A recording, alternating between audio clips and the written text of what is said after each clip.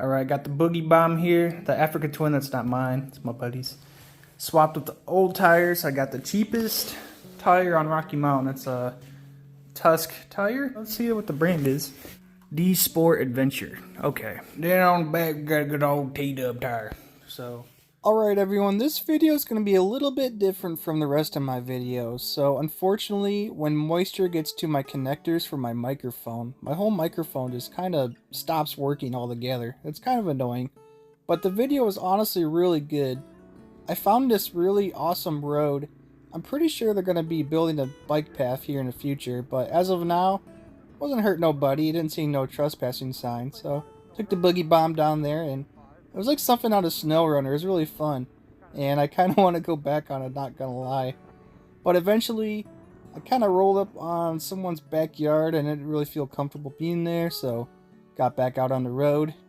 And since I was nearby Walker, might as well do a lap at Walker itself, so since I got fresh tires on there, and I hate myself, might as well ride Pat's. I'll be honest, Pat's is pretty hard, but if you're a new rider, just come to Pat's or just Walker in general and just try some of these trails and just pick a good line, carry that momentum, have your RPMs flowing, and you can do some things. Like, you can surprise yourself for sure. But don't get me wrong, like, you're definitely gonna fall a lot at first, but that's kind of how I learned. I used to suck, but I just kept riding stuff like this and I gotten so much better over time. But Pat's is pretty fun. When it rains, you can get a lot of big puddles too to ride through, so it's also pretty fun. So when I first got here to Washington, I was here from 2015-ish to tail end of 2019. Then I went down to China Lake for a bit. Now I'm back here, of course. But when I first got into riding, I was on a XR650R that was plated for the street. And XR650R, it's an awesome, badass bike, but when you're in tight single track, like stuff like this, that big, tall, awkward bike, it fought you the whole way through here. And unless if you're like an absolute beast at riding, like you were getting your ass kicked on that thing. Like the more I took the XR through here, like the more like I was getting frustrated. Mostly because I sucked, but I just wanted a bike with electric start. Whenever you would tip over the XR2 in here, you would flood it, and then you'd have to kickstart it when you're on like a 20-30% grade at times on uneven ground. And it was a huge pain in the ass, and I spent hours upon hours before in here, like, getting my bike going again. It was not a good time, so long story short, traded in the XR, and then I got this, well, not this Yamaha in particular. I got a 2017 TW200 over at Lifestyles Honda in Burlington area. So how I discovered the TW200, I was doing the MSF course, or the Basic Riders course, and they had a bunch of loaner bikes out there, and the T-Dub was one of them. It was the first time I've ever seen one, and right off the bat, I knew that thing was right up my alley. It just had that old school look, which I was really familiar with because I had a bunch of bikes like that growing up.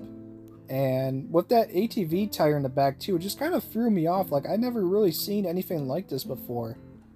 That day as well, that Marine that was doing the class with me, he was just having the most fun time of his life on that stupid little bike.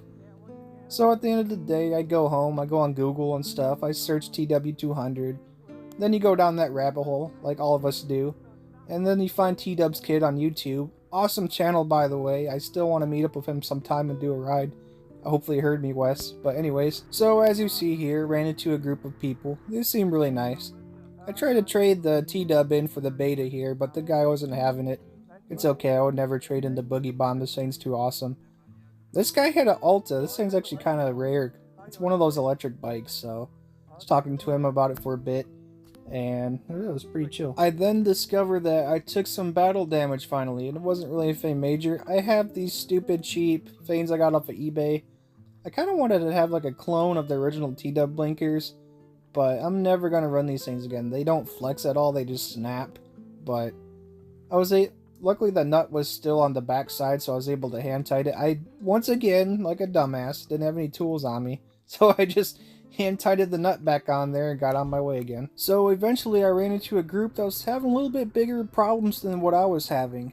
This guy was out of gas completely, so Fortunately for me, the little tube on the T-Dub, or on the carb, it's easy to pop off, and he had a Gatorade bottle, so gave him a little bit of my gas to get him going again, hopefully get him to the trailhead. I don't know if he made it down there or not with that much gas, but I filled up the whole bottle with gas, so hopefully got him somewhat close to the trailhead. So with his quad now running, now it was time for me to continue on and keep riding the trails. But then it was time for me to get heading back because now I was running low on gas, but it was whatever. I'd rather have someone make it home than being stuck in here. Hopefully someone pays it forward down the line. So my other T-Dub, it's got so much better suspension. It's got the Pro Cycle heavier springs up front with the Cogent rear shock. And it's such a better ride, and I definitely got humbled riding this thing. Riding this 30-plus-year-old bike, it was like the space shuttle re-entering orbit. That's how bumpy this thing is. But I still love this thing to death though. Going downhill sometimes with the first gen T-Dubs, it's kind of sketchy sometimes because the drum brake up front, it doesn't really stop you like a normal front brake should. You just kind of decrease speed by a few miles an hour. What really slows you down is honestly engine braking more than anything for this bike.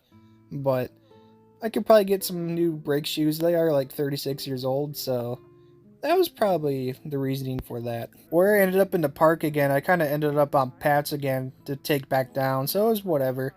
But if the brakes aren't good, just kind of honestly just let it roll. I know it sounds kind of sketchy, but when you're going down some of this technical stuff, honestly just letting it roll can be your best friend.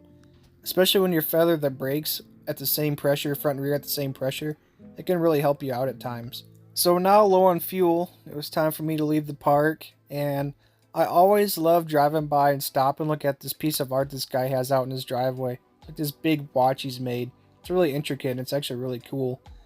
Another really rare thing happened. The sun came out in the wintertime of Washington. It's honestly like the first time I've seen the sun in the daylight for at least a good week and a half or so. So that was a pretty cool moment. So it was time to wash off the bike, and I had this really sketchy dude just standing there reaching into his bag. And I think it's time to carry a big iron on my hip, so yeah. I do a lot of moto camping and stuff, and I honestly feel safe out there alone, but it's the people like this that definitely make me worry. Like, I'm not scared about animals and shit. This is people like this. Alright everyone, that's going to be it for this video. So it's January time frame, but the weather's kind of slowly starting to get better, so hopefully I can get out there and do some moto camping pretty soon. Also, next video, we'll get out on the KLX and go check out the Cascades a little bit. So stay tuned for that. And y'all have a good one now.